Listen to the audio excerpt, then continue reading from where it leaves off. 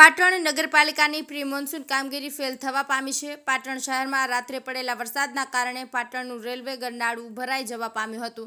વરસાદ આવ્યા પછી 12 કલાક થવા છતાં હજુ પણ પાટણનો પ્રવેશ દ્વાર બંધ હાલતમાં છે. રેલવે ગરનાળામાં પાણી ભરાઈ ગયું છે. પાટણમાં ધંધાર્થે આવતા વ્યાપારીઓ, શાળાએ જતા બાળકો અને હોસ્પિટલ તરફ આવતા લોકોને ભારે હાલાકીનો સામનો કરવો પડી રહ્યો છે. સ્ટ્રોમ ડ્રેનેજ વોટર લાઇનની સાફ સફાઈ બરોબર થઈ નથી અને આ લાઇનની અંદર અડધા સુધી માટી ભરાયેલી છે, જેના કારણે પાણીનો નિકાલ થતો નથી. પાટણ નગરપાલિકાનું અંધેર તંત્ર સત્વરે જાગી રેલવે ગરનાળા તરફથી આનંદ સરોવર જતી સ્ટ્રોમ ડ્રેનેજ વોટર લાઇનની સાફ સફાઈ કરાવે તેવું શ્રી પાટણ શહેર કોંગ્રેસ પ્રમુખ તરીકે તેઓની માંગણી છે. Rajubhai D Patel, news of Patan.